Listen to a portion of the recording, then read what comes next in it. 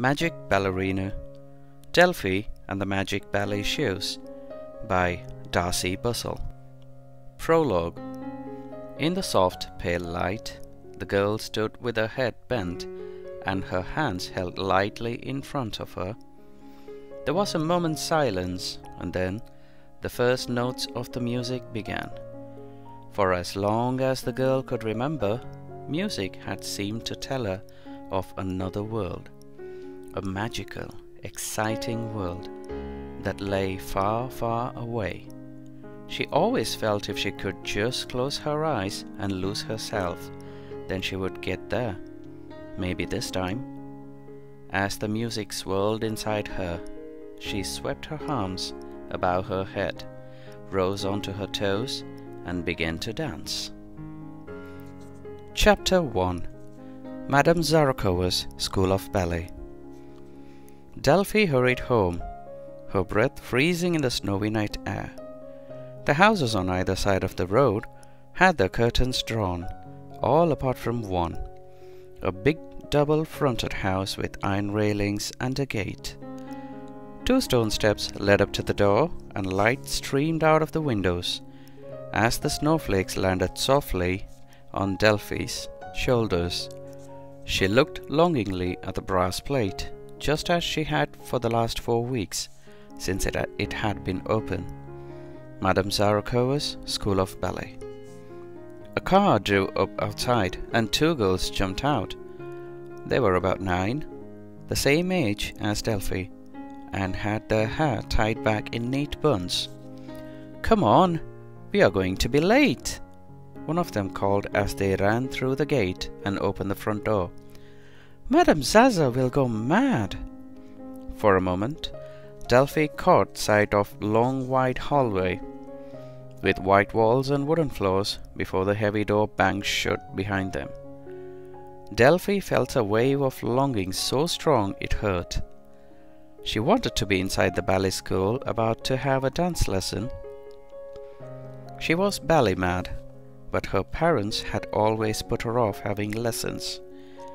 "Maybe when you're a bit older," her mums had said, kissing Delphie's long dark hair. "The nearest dance school is on the other side of the town. It's too far to take you every week." But Delphie hadn't been put off. She had borrowed books from the library and practiced ballet exercises almost every day. And she danced all the time. In the house, in the garden. She wasn't even embarrassed to dance on the street. She loved the feeling of spinning, moving, jumping. It was hard to explain, but although she had never had any lessons, inside she felt like she knew what it was like to be a real ballerina. And now, Madame Zarakowa's ballet school had opened on the very street she lived, but even that hadn't helped her. Delphie did understand. After all, money was quite tight in their house. "I'm sorry, sweetheart," Mrs. Durand, Delphie's mum, was sighed. "We just can't afford to send you there." Standing by the railings now, Delphie could now hear the faint sound of a piano tinkling, and through the branches she could see light from the big windows falling into the front garden. Shivering, she pulled her coat closer around her as she looked over the railings. The music and lights seemed to be calling her nearer. Slipping through the gate, she crept over to the house, peering in through the window. The room inside was large, with mirrors on each of the 4 walls. 8 girls, all about the same age, were holding lightly to the bar, a wooden pole that was fixed around the wall of the room. They were all dressed in pink leotards with a ribbon around their waist, pale socks, and satin ballet shoes with ribbon crossed neatly round their ankles. They were gracefully bending and straightening their knees out over their toes. "Please," Delphie sighed longingly, recognizing them from one of her books. Oh, if only she could be in there with them. Madame Zaza was walking around the room, talking to the girls and correcting a leg position here and an arm position there. She held her own body erect, and her grey-streaked brown hair was pulled back in a bun.